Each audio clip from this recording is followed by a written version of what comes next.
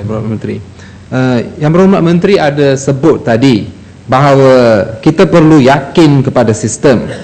Tetapi Yang Berhormat Menteri, keyakinan ini perlu datang, hanya akan timbul atau datang jika undang-undang yang digubal ini menghormati rule of law dan hak asasi yang termaktub di dalam Perlembagaan Persekutuan. Dari situlah datangnya keyakinan. Sebelum ini pun janji telah diberi di Dewan Rakyat bahawa sesuatu undang-undang itu tidak akan disalahgunakan dan adalah untuk kebaikan negara. Umpamanya semasa ISA 1960 digubal, dibentangkan, tetapi akhirnya kita tahu apa yang berlaku. Shah Alam, Batu, Nibong Temal semua ditangkap di bawah ISA sebagai contoh.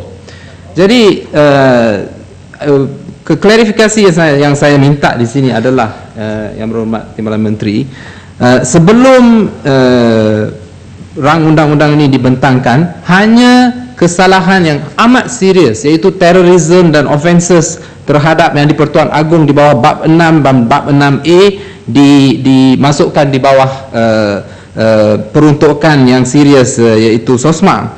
Sekarang tidak boleh dinafikan kesalahan-kesalahan jenayah biasa iaitu organised crime juga akan dibawa masuk jika rang undang-undang ini diluluskan. Penjelasan yang saya minta adalah dua. Yang pertama adalah, bukankah Yang Berhormat Timbalan Menteri, cara untuk kita mencegah ataupun membentras organised crime ini adalah dengan mempertingkatkan kebolehan dan efisiensi PDRM dan badan-badan penguat kuasa. Dan yang kedua yang saya nak minta adalah, mengapa di seluruh dunia, termasuk negara-negara yang lebih maju daripada kita dan negara-negara yang kurang maju daripada kita, mereka dapat membentras jenayah seperti ini, organised crime, tanpa menggunakan undang-undang yang luar biasa dan melanggari rule of law seperti SOSMA. Terima kasih. Terima kasih, Yang Hormat. Sebenarnya saya ada bab-bab yang saya nak jawab soalan Yang Hormat tu, soalan kebebasan, soalan di bawah artikel 8, 10 dan sebagainya. Jadi sebenarnya alasan kenapa undang-undang ni diletak bab ini, bab kesalahan-kesalahan berkenaan dengan di bawah CPC ini, kita Penal Code ini kita letakkan di bawah SOSMA, kesalahan-kesalahan terhadap negara, yang istilah terhadap negara itu. Jadi semua kesalahan-kesalahan di dalam bab itu ialah tumpu kepada negara, dan itulah kenapa justifikasi yang kita buat untuk meletakkan di bawah sebagai schedule dalam perundangan SOSMA ini.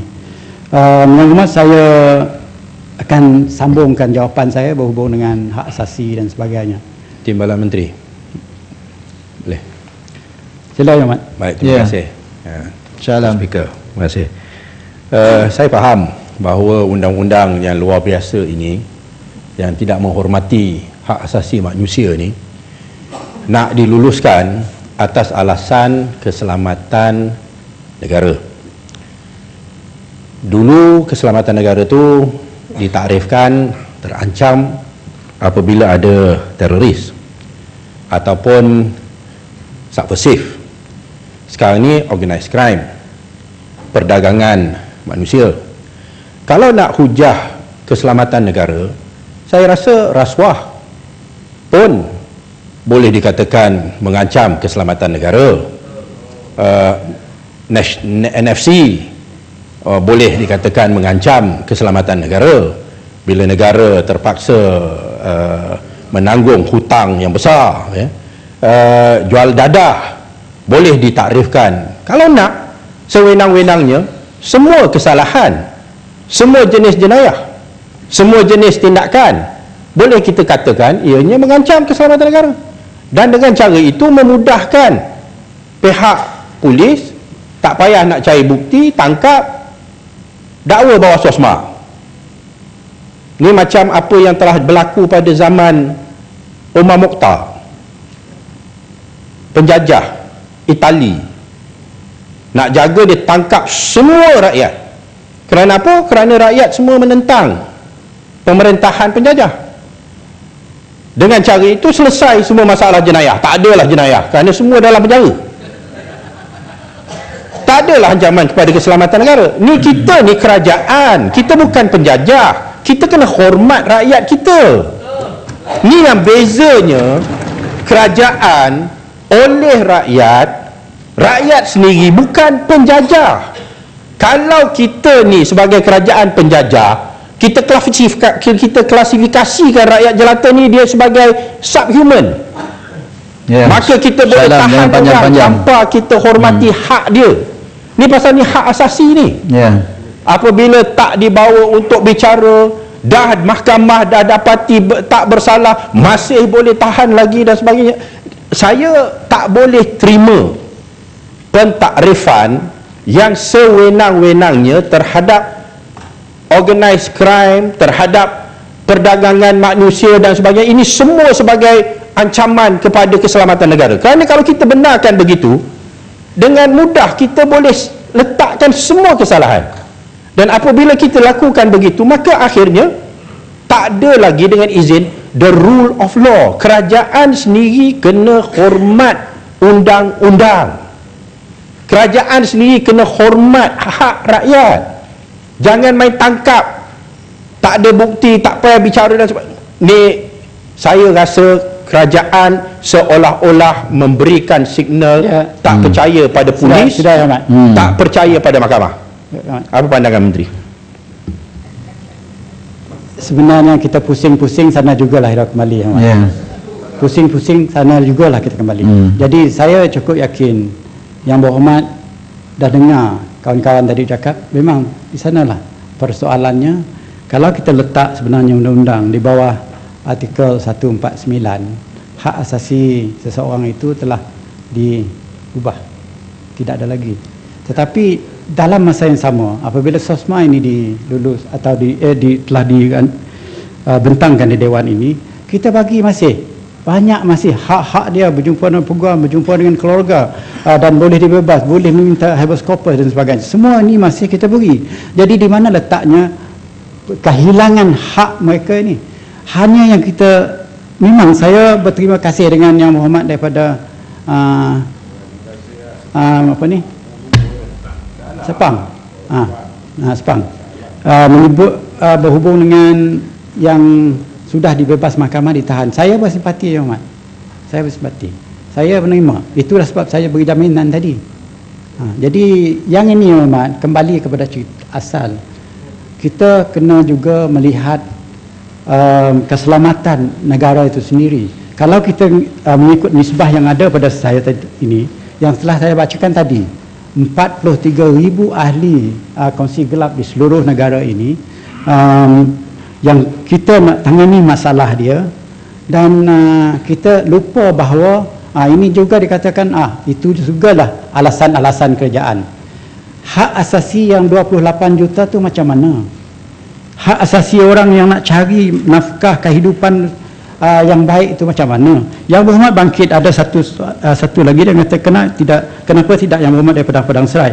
Kenapa tidak polis diperlengkapkan dengan secukupnya, dilatih dengan secukupnya, dan diberi pengajian, latihan dan sebagainya dengan secukupnya. Ini is ongoing process, Yang Berhormat. Kita sebenarnya pada masa sekarang, kita telah 2-3 minggu lepas kita menandatangani kerjasama dengan polis Kanada, yang mana pihak polis Kanada akan memberi input bukan saja daripada sudut kelengkapan, tapi juga daripada sudut latihan dan sebagainya. Jadi perkara ini masih ada kita jalan, Yang Berhormat. Dalam masa yang sama, dalam KDN sendiri telah memohon sumber kewangan daripada pihak kerajaan supaya polis itu diberi kelengkapan yang mencukupi sebagaimana yang telah disarankan oleh Suruhanjaya dulu, tapi dibuat secara berperingkat-peringkat, Yang Berhormat, kerana kos yang kepada kerajaan adalah besar. Jadi dalam keadaan sedemikian, semua yang disaran oleh Yang Berhormat itu kita ambil tindakan sebenarnya. Jadi biarkan saya bacakan habiskan cerita ini lagi. Lindungan jaminan keempat ialah Seksyen 5, memperuntukkan bahawa apabila seseorang ditangkap dan ditahan di bawah Seksyen 4, polis yang menjalankan siasatan hendaklah memberitahu waris kadim atau next of kin orang yang ditangkap dan ditahan itu segera mungkin mengenai penangkapan dan penahanannya. Pihak polis juga hendaklah memenuhi hak menguami atau right of attorney orang yang ditahan itu tidak lewat daripada 48 jam. Lindungan jaminan kelima dalam jangka masa yang tidak lebih daripada tamatnya tempoh tahanan. Pegawai polis yang menjalankan siasatan perlu menghantar kertas siasatan kepada pendakwa raya di mana beliau hendaklah membuat keputusan sama ada mendakwa tertuduh di mahkamah atau membebaskannya. Ini berarti tidak akan ada tahanan selepas tempoh 28 hari. Lindungan jaminan ke-6 ialah apabila akta ini berkuat kuasa, kerajaan juga akan menubuh satu jawatan kuasa secara pentadbiran untuk menyemak keseluruhan akta ini dari masa ke semasa, dan jawatan kuasa ini akan juga bertanggungjawab untuk meneliti pelaksanaan akta tersebut, akan mengemukakan show untuk penambahkan baiknya. Jawatan kuasa ini akan dianggotai bukan sahaja oleh agensi berkenaan tetapi juga Presiden Majlis Peguam dan Suhakam. Timbalan Menteri. Ya, saya nak tanya. Ya, Salam. Yang Amat dan peringkat ini kalau dapat bertanya yang mana? Ya. Ini ada dalam kawasan saya terima satu kes seorang yang telah ditahan selama 30 hari. Lepas tu dia dibebaskan. Selepas 30 hari, polis keluarkan surat yang bertajuk kepada siapa yang berkenaan. Dan dalam surat tu kata ini adalah untuk mengesahkan bahawa si Polan ini setelah ditahan dan disiasat didapati tidak lagi bersalah. Tidak ada bukti yang boleh menyabitkan kesalahan. Dan nombor dua, pihak majikan boleh ambil dia balik kerja. Ya. Lebih kurang begitulah. Lepas tu yang ketiga, kita minta maaf atas apa-apa kesukaran dan masalah yang terhasil oleh kerana tindakan kita. Ini surat daripada polis. Saya nak tanya pada yang berhormat, ya, bila seorang tu ditahan 30 hari, dalam kes ni jadi 28 hari, dia punya kehidupan dia dah jadi tonggang terbalik. Kehidupan keluarga dia, kerjaya dia, ya. Ni bila kita buat satu undang-undang ni yang tidak menjaminkan layanan dan hak kepada orang yang tertuduh ni, dia ditahan oleh kerana dia disyaki. Saya nak tanya, boleh tak dalam kes yang seperti ini untuk kita nak jamin supaya kuasa ini tidak disalahgunakan, kiranya dia dapati bersalah, tidak bersalah, dibebaskan, dia boleh saman balik kerajaan, supaya dengan cara itu kuasa ni takkan disalahgunakan ataupun digunakan dengan sewenang-wenangnya. Kerana bila saya baca surat tu, ya, bagi saya lah, ya, patetik lah. Boleh minta maaf, macam tak ada benda lah minta maaf, ya, atas gangguan yang kami telah lakukan. Lepas tu boleh beritahu pada majikan, kamu boleh re-employ, boleh ambil dia balik. 30 hari ditahan. Majikan mana nak ambil balik? Majikan mana? Lalu kok impak kepada kehidupan dia? So boleh tak dalam kes yang macam ni untuk menjamin bahawa kuasa itu tidak disalahgunakan, dia diberi hak untuk menyaman pihak kerajaan dan dibayar ganti rugi atas salah tangkap dan salah tuduhan yang dilakukan? Bagaimana? Adakah ianya membenarkan ataupun pihak kerajaan dan pihak polis dilindungi? Dua perkara yang berhormat bangkit, ya. Satu perkara ialah jaminan. Tidak ada sebuah negara pun yang hormat boleh beri jaminan perkara yang berhormat minta tu. Tetapi kerajaan, percayalah, kerajaan tidak berhasrat untuk mengenai mana-mana pihak yang hormat. Pihak Pandawara Raya, pihak polis tidak akan mengambil tindakan yang melalui batas sedemikian rupa. Jadi soalan jaminan, ya, apa jamin kita ialah supaya semua pihak polis dan peguam negara memainkan peranan yang baik. Itu kita boleh beri jamin. Tapi jaminan tidak berlaku perkara ini. Kita dalam dunia manusia yang saya belum habis, ya, kita tidak boleh beri jaminan sedemikian. Tidak ada sebuah negara pun boleh bagi jaminan sedemikian. Tetapi yang hormat, yang satu lagi, yang kedua yang hormat kata nak saman. Saya ingat banyak peguam sebelah sini dia semua setuju. Kalau nak ambil tindakan guaman terhadap mana-mana pihak kerjaan tu, tidak ada halangan yang mak sebenarnya. Tak payah ada jaminan saya pun, tak payah ada garanti saya boleh ambil saman kerajaan dan untuk mendapat ganti rugi daripada kerajaan. Itu memang dia wujud dalam apa nama ni, undang-undang kita ya mak. Jadi dia tak perlu jaminan daripada saya di dalam dewan ini. Baik, terima kasih Timbalan Menteri. Saya nak ingatkanlah pada Timbalan Menteri, sebenarnya Timbalan Menteri cakap dan jawab pada orang yang pernah ditahan bawah SA, lalu nak katakan beri jaminan takkan disalahguna dan sebagainya. Minta maaf lah, I think you're talking to the wrong person lah ya. Tuan yang berhormat Timbalan Menteri memberikan jawapan itu kepada seorang yang mangsa salah guna kuasa, yang mana Ketua Pemuda UMNO bergaduh dengan Ketua Pemuda MCA, kami yang ditahan di bawah Ops Lalang. Lalu nak kata undang-undang ni percayalah kerajaan takkan salah guna, minta maaf, saya tak percaya. Dan itulah sebabnya kita berbahas. Kita nak buat undang-undang untuk menentukan bahawa tidak mungkin berlaku salah guna kuasa. Itulah sebabnya kita nakkan perlindungan kepada orang yang dituduh, dapat pembelaan. Kalau didapati tak bersalah di dalam mahkamah, dibebaskan. Tak boleh dengan sewenang-wenangnya kena riman lagi dan sebagainya. Inilah persoalannya. Itulah sebabnya kita berbahas. Kerana kita nak merangka undang-undang yang menjamin keadilan itu akan berlaku. Dalam soal nak tentukan tidak berlakunya salah guna kuasa, sebaik-baiknya soal pampasan ya, atas salah guna ataupun orang yang ditahan selama 30 hari ataupun 28 hari, akhirnya didapati tak bersalah, sepatutnya immediately dia dibayar dengan pampasan kerana dah didapati tak bersalah, tak ada bukti, tapi dah tahan selama 28 hari ataupun ditahan selama 30 hari. This is the only way to ensure, dengan izin, undang-undang itu tidak akan disalahgunakan dengan sewenang-wenangnya. Kalau tak ada implikasi, kita tangkap, kita tahan, simpan 20 hari ke, 28 hari ke, 30 hari ke, lepas tu tak ada apa-apa kesan. Ya? Boleh, Timbalan Menteri, boleh sikit? Ya, terima kasih Muhammad. Saya melihat bahawa ini masalah keyakinan ini. Memang pembangkang ni, Musli Shah Alam ni memang dia tak ada keyakinan langsung dengan apa juga undang-undang yang kita buat. Tapi apa yang kita lihat bahawa setiap yang ditahan itu bermakna dia disaki. Apabila disiasat, bermakna dia tidak salah, maka dibebaskanlah.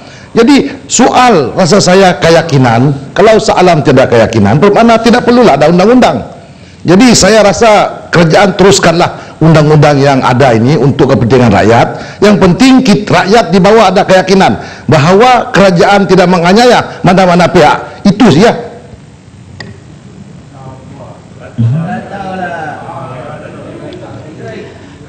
Sebenarnya Yang Hormat, sedikit sebanyaknya dah dijawab Yang Hormat kena tanganlah. Persoalan yang bangkit oleh Yang Hormat Salam tidak dapat dinafikan bahawa saya juga bersimpati Yang Hormat, tapi saya mesti bercakap pada orang betul Yang Hormat, sebab mesej saya ialah kepada semua. Mesej saya kepada semua. Jadi makna dia, saya tidak mengetahui Yang Berhormat pernah ditangkap dan sebagainya, tetapi mesej saya ataupun apa yang saya sebut sini ialah kepada semua. Persoalan undang-undang lagi membolehkan kerajaan memberi ganti rugi juga berlandaskan undang-undang Yang Hormat. Jadi undang-undang bahawa setiap seorang yang memikir dirinya aggrieved by tindakan kerajaan boleh mengambil tindakan kepada kerajaan. Janganlah tunggu duit macam jatuh daripada langit Yang Hormat. Jadi isu mengenai